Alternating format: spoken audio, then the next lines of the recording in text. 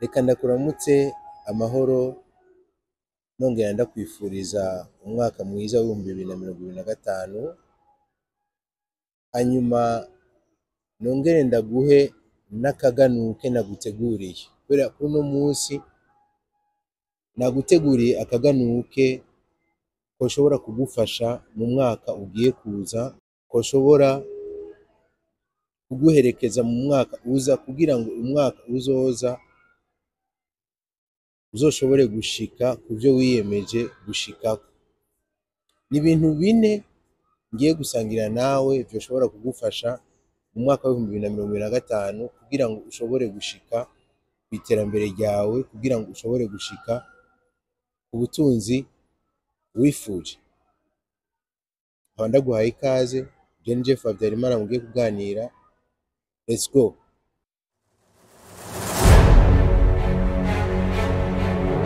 Mu kaganuke kanje ngomba ndaguhe muri no mwaka wa 2024 kugira ngo mu 2025 uzobe ugeze kuri rwa rwego nawe uvuga ati ushima.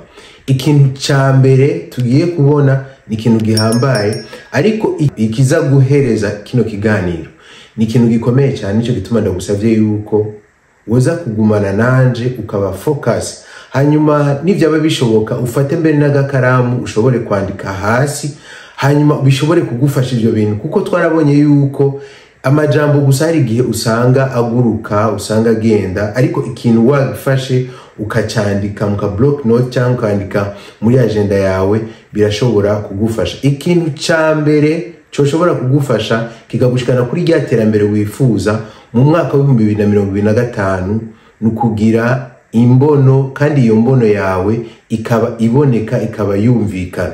Iki ni ikintu gikomeye cyane coshobora kugufasha mu vyo woba wifuza kujamo mu mwaka wa 2025. Nagomba ndakubwire yuko barashobora kwifuriza ivyo ubona yuko ari amajambo meza akomeye cyane gose muri no mwaka kugira ngo wumve yuko ukunzwe. Ndabizi yuko wamaze kuronka ama message menshi cyane gose avuye hirya no hino, n'andi aracabandanya aza, ariko ikintu coshobora kugufasha muri 2025 ugashika kuri vya bindi wifuza, ugashika kuri bwa butunzi wifuza gushikako, no kugira imbono. Ukavuga ati mbega imbono yanje imeze gute, vision yanje imeze gute. Vision ndashaka kumbure kubaka inzu mu 2025, ndashaka kugura imodoka mu 2025, ndashaka gutangura business mu 2025, ndashaka kugura ibintu bishasha mu 2025, ndashaka guhindura ubuzima bwanje, ndashaka guhindura ivyimviro vyanje mu 2025. Hanyuma iyo mbono yawe ikabiri clear, nukuvuga yuko agasanga wifuza kubaka inzu, ubuzi amadetaye yose, ubona na quartier uzobamwo. Imbono iba iri mu cyiyumviro, ariko niyigufasha by'ukuri kugira ngo ishobore gustructura cya kintu wifuza, cya kintu ushaka gushikako, kugira ngo ushobore kugishikako. Kuko iyo umaze gufita imbono yaho ushaka gushika, ntuba ukizimira, ntuba ukigenda uhushagirika. Ikintu cya kabiri naco cyo gufasha kugira ngo ushobore kuba umuntu atandukanye canke umuntu atunze mu 2025, kuko twarabonye yuko ubutunzi si kuvuga amafaranga gusa, ubutunzi n'ibintu byinshi. Nibaza yuko iki kintu cya kabiri cyo shobora kugufasha nukuba ufise plan. Map gisigura igicapo cha ya vision yawe. Nukuvuga yuko iyo ufise map canke ufise igicapo cha ahantu ushaka gushika, ntuba ukizimira. Muramaze kubona abantu baba mu ville manini canke mu bihugu biteye imbere, ibihugu bifise nka internet imaze gukora neza, ikora ku rwego rushimishije. Iyo ashaka kuja ahantu atazi, aravuga ati aragenda kuri Google Map agashiramo location, agashiramo address bamuhaye kugira ngo ashobore kugenda ahantu aba yifuza kugenda. Rero ivyo bimufasha gute? Biza kugufasha kubona nka bus ushobora gufata, hanyuma ahantu uza kuyifatira n'ahantu uza kururukira. Biza kukwereka ibarabara uza gufata. Ufise imodoka birakwereka ibarabara uza gufata, mbere ibarabara rya hafi. Ufise ugenda na train iraza kukwereka train uza kugenda nayo, train uza gufata, icyo cyo cyose uza gufata n'indege mbere irakwereka yuko utegeza gufata indege aeroport uza kurirako hanyuma n'ahantu uza kururukira. Rero igicapo rero kuba ufise igicapo c'ivyo wifuza gushikako nibaza yuko coba ari ikintu ciza cyane gose cyo gufasha kugira ngo ushobore gushika kuri ya vision, kuri ya vision, kuri ya mbono wifuza gushikako. Kuko murabizi yuko iyo umuntu ashaka kubaka nk'inzu abafise igicapo kiba kiri mu mutwe, no kuvuga abafise imbono yuko ashaka inzu yiwe izomera. Hanyuma igihe hageze yuko ashira mu bikorwa ya nzu yiwe birasaba yuko abafise ikintu bita igicapo. Hanyuma acakora ico gicapo akayikorana n'umuntu akizi, ariko mu bwenge bwiwe abazi yuko ashaka inzu y'ishambure zitatu, ashaka inzu ifise amadushe aya, ashaka inzu ifise stock, ashaka inzu ifise balcon, ashaka inzu ifise portail nini, ashaka inzu ifise clôture imeze gutya, inzu mu rupangu hari pave canke hatari pave, ashaka inzu hateye amashugwe tutoto, vyose ababizi. Nukuvuga yuko kuba ufise igicapo c'imbono yawe bikorohera cyane kugira ngo ushobore gushika hahandi kuri ca kindi wifuza gushikako bikoroheye. Ikigira gatatu naco cyo gushikana kuri ya mbono yawe nuko wogumiza hafi iyo plan yawe, ikakuguma hafi, ikaguma mu vyiyumviro vyawe, ikaguma ahantu hose ushobora gushika. Nagomba ndababwire ikintu kimwe, hariho filime nigeze kubona yitwa Prison Break, murayibuka yuko ni seri vraiment nibaza yuko yabonywe n'abantu benshi ngaha ku isi, nibaza yuko nawe ushobora kuba uyizi, kandi ni seri vy'ukuri irimo ubwenge. Kugira ngo ashobore gutoroka agasho yari arimo, yari afise igicapo cyose ku mubiri wiwe, yari yamaze gucapa igicapo cyose cyo gutoroka, ukuntu azotoroka, arafise plan zose ukuntu azotoroka arabifise ku mubiri wiwe, n'ukuntu azogenda aragana étape par étape. Nukuvuga yari afise imbono, yari afise na plan, yari afise igicapo cy'ukuntu azova ngaho hantu. Hama ico gicapo cari kuriwe. Iki ni ikintu gitangaje cyane, kiri so amazing. Nibaza yuko nawe woshobora kugikoresha kugira ngo ushobore gushika ku iterambere ryawe. Nagomba ndakubwire yuko abantu bama bashika ku bintu bikomeye cyane, abantu bama bashika ku bintu bihambaye cyane gose, urashobora gusanga afise agenda yama yandikamo utuntu twiwe twose, urashobora gusanga afise agatabo gatoyi yama yandikamo utuntu twinshi twiwe, urashobora gusanga afise aka notebook yama yandikamo utuntu ugasanga ariko aradusoma. Reka ndakubwira akantu gatoyi gusa ushobora gukoresha nawe kugira ngo ibi bintu bikugume hafi. Urashobora kuba uri muri chambre, hanyuma uri muri chambre urashobora kuba ukunda kuryama muri position kanaka.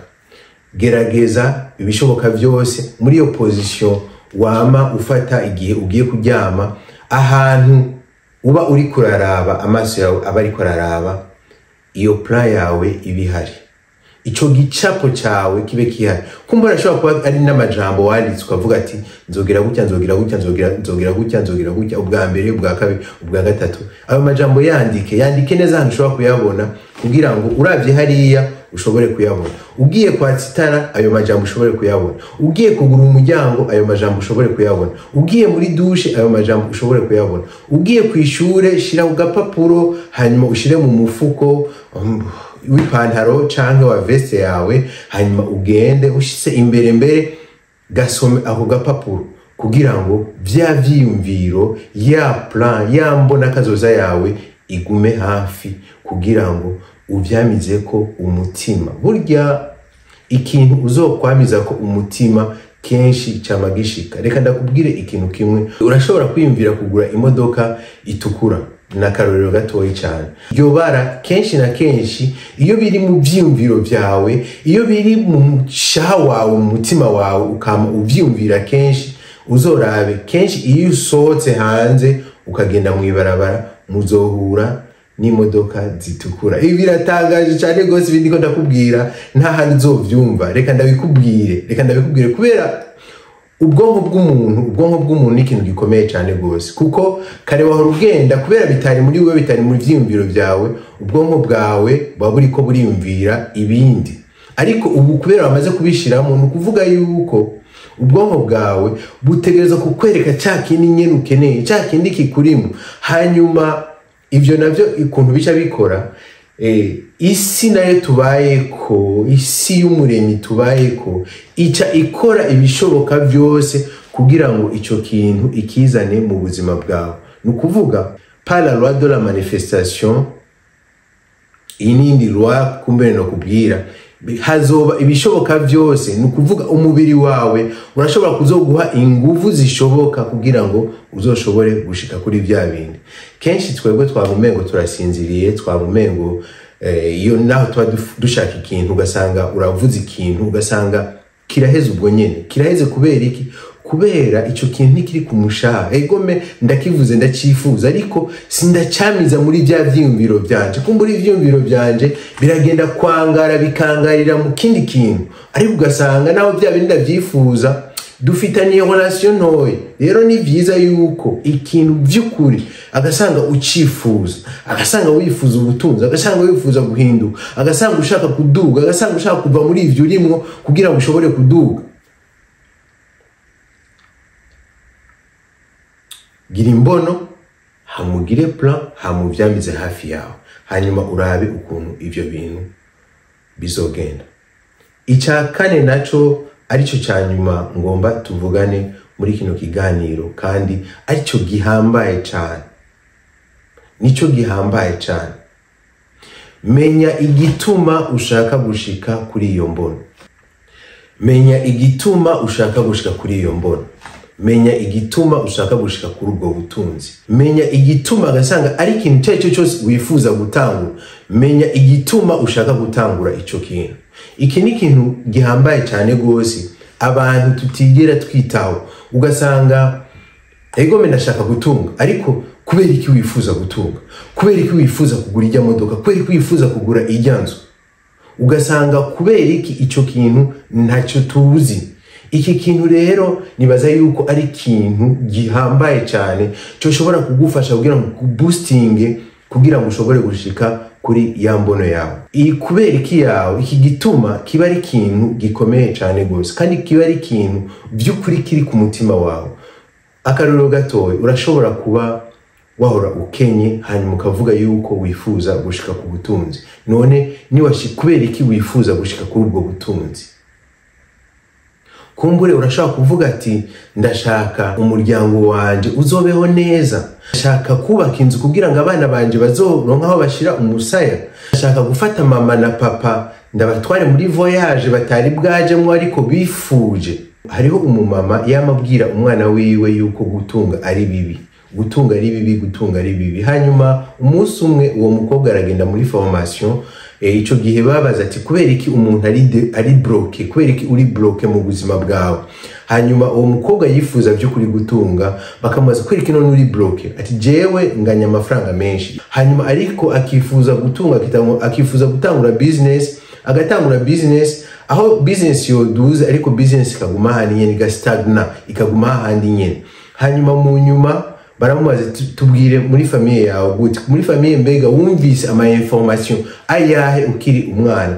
Ati mama wanje aranka abatunzi cyane gose. Mama wanje igihe cyose yumvise umutunzi, igihe cyose abonye umutunzi avuga yuko ari amafaranga yivye, avuga yuko ari amafaranga mabi.